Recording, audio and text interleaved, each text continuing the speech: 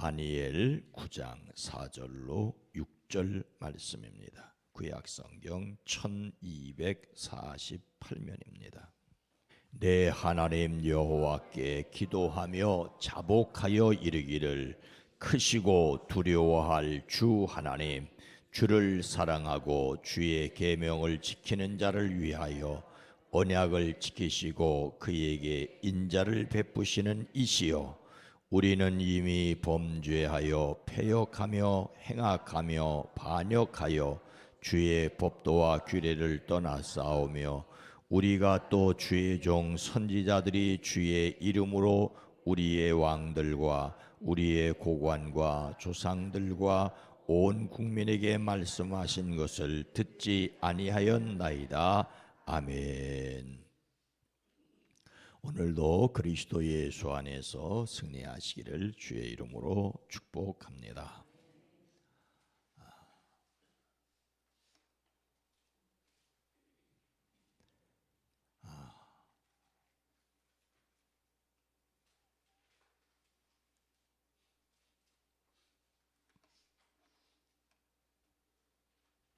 그 누가 아무리 자기네 땅이라 우겨도 독도는 우리 땅, 우리 땅, 이런 가요가 있었습니다. 이 노래가 코미디 프로그램 일회용 노래로 만들어졌다가 떴다는 이야기를 최근에 들었습니다. 이 노랫말을 쓴 작곡가 박문영은 1982년 당시 KBS 밤시간대 라디오 음악 프로 PD였고 낮에는 TV 코미디 프로그램 대본을 썼습니다.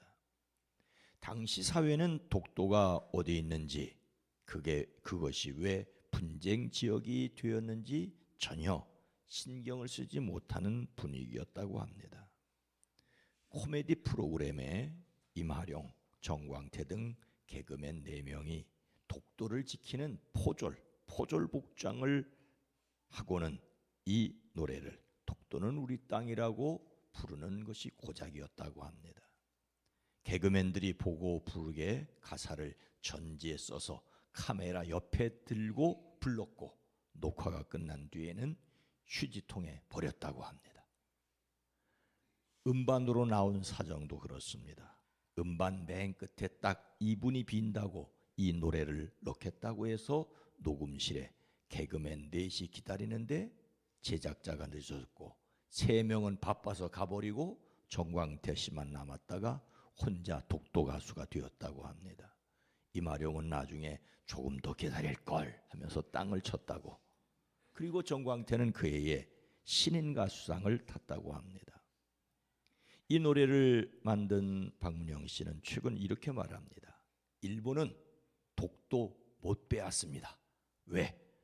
독도는 우리 땅 노래가 없기 때문이다. 이런 노래를 아이들이 부르고 있기에 역사를 지킬 수 있다는 말입니다. 1982년 방송 일회용으로 만들었다가 쓰레기통에 버려졌는데 곧 제2외국 애국가 반열에 올랐다는 것이 놀랍습니다. 우연한 일이라고 할 수 있겠지만 민족 감정에 부합되고 또 따라 부르기 쉬운 멜로디, 중독성이 강한 리듬, 무엇보다도 역사성이 있기에 사람들에게 잊혀지지 않을 것입니다. 흔하게 부르는 노래, 흔하게 하는 말을 이길 수 없다는 생각을 해봅니다. 바벨론의 포로로 잡혀간 다니엘은 그곳에서 기도하면서 하나님을 어떤 분이라고 고백을 합니까? 함께 읽습니다. 내 하나님 여호와께 기도하며 자복하여 이르기를 크고 두려워할 주 하나님, 주를 사랑하고 주의 계명을 지키는 자를 위하여 언약을 지키시고 그에게 인자를 베푸시는 이시여. 아멘. 다니엘은 유다 왕족이었습니다. 바벨론 왕 느부갓네살에 의하여 포로로 잡혀갑니다. 유다의 바벨론 포로는 3차례 있었습니다. 예루살렘 성전이 무너진 것은 3번째였지요. 그는 첫 번째 포로로 잡혀갔습니다. 두 번째 잡혀간 대표적인 인물이 에스겔이었죠. 바벨론 왕궁에서 교육을 받으면서 왕의 진미와 포도주를 거절하였습니다. 철저한 신앙인이었습니다. 다니엘과 세 친구는 바벨론 왕을 가까이에서 섬기기 위한 훈련을 3년간 하고 난 뒤 그 지혜와 총명이 다른 사람들보다 10배나 더 출중하였습니다. 그는 왕을 섬기는 신하로 뽑혀 고레스 원년까지 섬겼습니다. 느부갓네살이 풀지 못했던 왕의 잃어버린 꿈을 해석해 주었죠. 그는 꿈만 해석하는데 탁월한 사람이 아니었습니다. 비록 바벨론의 포로로 잡혀가 있으면서도 경건하게 생활하였고 예루살렘을 향하여 문을 열어놓고 기도하였습니다. 거룩한 책들 신명기 말씀을 비롯한 성경을 연구하였습니다. 그러던 중 다리우스 통치 첫해 539년을 맞습니다. 주전 605년에 포로로 잡혀왔으니 66년이나 지난 때였습니다. 이때 다니엘의 나이는 80을 좀 넘었을 정도로 추정이 됩니다. 그 나이에도 계속해서 성경을 연구하였습니다. 하나님의 말씀을 읽고 생각하던 중에 예레미야 선지자의 말을 기억하게 되지요. 선지자 예레미야는 예루살렘이 70년 동안 황폐한 상태로 있을 것이라는 말씀을 기록했고 다니엘은 그 70년을 기억하였습니다. 자신이 포로로 잡혀온 지 66년입니다. 예루살렘 성전이 무너진 지 47년이나 되었습니다. 언제쯤 하나님께서 예레미야를 통하여 주신 말씀이 이루어질지 다니엘은 묵상하였습니다. 그리고 그 말씀 앞에서 자신을 자복하는 것이 오늘 본문 말씀의 내용입니다. 자복한다는 말은 손을 의미한다는 말입니다. 손입니다. 손을 하늘 높이 드는 행위를 자복한다고 하는데 왜 손을 듭니까? 찬송하기 위해, 감사하기 위해, 기도하기 위해 여러 가지 의미가 있습니다. 그는 오늘 본문 말씀에서 손을 들고 하나님에 대한 자신의 신앙을 고백합니다. 먼저 크신 하나님이심을 고백하죠. 하나님의 위대하심입니다. 두려워해야 할 하나님이심을 고백합니다. 경외해야 할 하나님이시죠. 바로 하나님이 주님이심을, 주 하나님이심을, 주님이심을 고백합니다. 하나님이 주권자십니다. 언약을 지키시는 하나님을 고백합니다. 하나님을 사랑하며 하나님의 계명을 지키는 사람들에게 언약을 지키십니다. 마지막으로 인자를 베푸시는 하나님. 비록 어린 나이에 바벨론에 포로로 잡혀와 많은 고생을 하였지만 그 가운데 하나님께서 그와 함께 계셔서 인자를, 사랑을 베풀어 주셨음을 기억했습니다. 우리는 자신의 경험 속에서 하나님을 깊이 알아가야 합니다.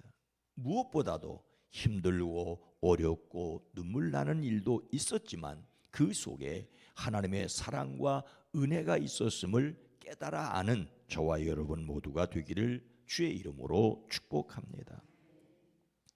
그러나 그 말씀 앞에서 다니엘이 깨달은 또 한 가지가 있었습니다. 5절과 6절 말씀입니다. 제가 읽겠습니다. 우리는 이미 범죄하여 패역하며 행악하며 반역하여 주의 법도와 규례를 떠나 싸우며 우리가 또 주의 종 선지자들이 주의 이름으로 우리의 왕들과 우리의 고관과 조상들과 온 국민에게 말씀하신 것을 듣지 아니하였나이다. 하나님께서 예레미야를 통하여 약속하신 말씀을 생각할 때 다니엘은 하나님에 대한 놀라움을 고백했습니다. 그런데 그 하나님이 얼마나 놀라우신 분인지를 은혜와 사랑을 기억하고 고백하고 났을 때 자신이 그런 하나님 앞에 설 수 없는 인간임을 깨달았습니다. 우리가 죄를 짓고 잘못을 저질렀습니다라고 고백할 수밖에 없었습니다. 하나님의 빛 앞에 자신을 내세웠을 때 그 빛에 자신의 어두운 그림자가 드러났던 것이죠. 나라가 망하고 포로로 끌려온 것은 죄를 지었기 때문이었습니다. 그가 고백하는 죄는 첫 번째로 범죄입니다. 이 범죄라는 말은 정해진 목표나 맞추어야 할 관역에서 빗나가는 것을 말합니다. 하나님이 하나님의 백성들에게 원하시는 관역이 있는데 거룩하고 성결한 삶을 요구하시는데 하나님이 요구하시는 데서 빗나갔다는 말이죠. 우리 역시 하나님께서 원하시는 삶에서 빗나가고 있는 것은 아닌지를 기억해야 합니다. 두 번째 죄는 패역입니다. 패역은 바른 것을 구부리거나 진리를 왜곡하는 것을 가리킵니다. 그들은 하나님의 말씀을 그대로 받지 않았습니다. 말씀대로 변경시키고 뒤틀었던 것이지요. 우리 역시 하나님의 말씀을 구부러지게 이해할 수 있습니다. 이것을 패역이라고 말한다는 것을 우리는 기억해야 합니다. 세 번째 죄는 악행입니다. 행악입니다. 이것은 악한 사람이 다른 사람이나 하나님께 대항하여 악을 저지르는 것을 말합니다. 사실 다니엘이 이런 행악을 저질렀다고 할 수는 없습니다. 그러나 그들의 민족이 포로로 잡혀갈 정도로 나라가, 정치가, 경제가 무너진 것은 하나님의 정의를 왜곡했기 때문이라고, 하나님의 심판이 있었음을 기억하였습니다. 우리는 자신의 죄뿐만 아니라 이 사회의 죄를 기억하고 회개해야 합니다. 네 번째 죄는 반역이었습니다. 반역, 하나님의 권위에 대항하다는 뜻입니다. 하나님의 권위에 반항하는 가장 대표적인 것은 우상을 섬기는 것이었죠. 그래서 다니엘은 바벨론 땅에서 우상을 섬기는 것에 저항했습니다. 생명을 걸었습니다. 보이는 우상만이 전부는 아닐 것입니다. 자신을 하나님처럼 여기려는 모든 것이 우상 숭배라는 사실을 기억을 해야 됩니다. 다섯 번째 죄는 주의 법도와 규례를 떠났다는 것입니다. 하나님의 명령들과 법들을 싫어하여 자기의 마음대로 살아왔음을 고백합니다. 이어지는 6절 말씀에서 선지자들이 전한 말을 듣지 않은 죄를 가리킵니다.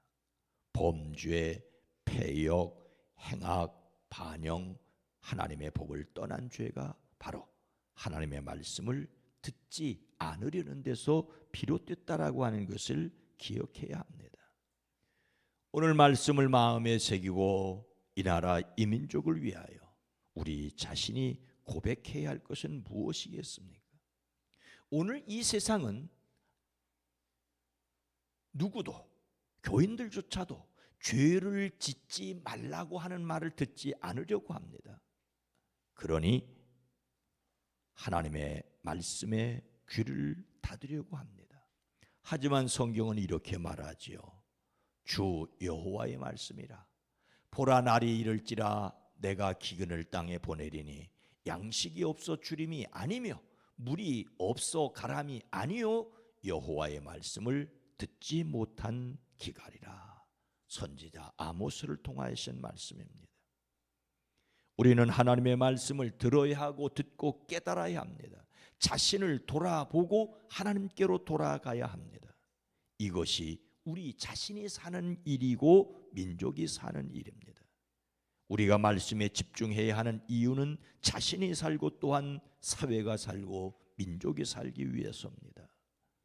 포용을 위해서 먼저 말씀으로 우리 자신을 살펴보아야 합니다.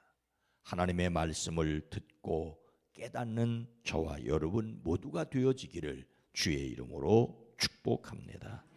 거룩하신 하나님, 하나님의 말씀, 하나님의 존귀하심과 위대하심 앞에 섰을 때 그 하나님 앞에 우리의 어리석은 것과 부족한 것과 죄악이 낱낱이 드러날 수밖에 없습니다. 사람들이 빛을 거절하는 이유는 그 빛에 자신의 죄가 드러날 것을 알기 때문이라고 요한복음을 통하여 말씀하셨습니다. 하나님의 말씀의 빛이 우리 자신을 비추어 우리의 연약한 것과 어리석은 것과 잘못된 것을 고백하며 날마다 주님께로 나아가게 하옵소서.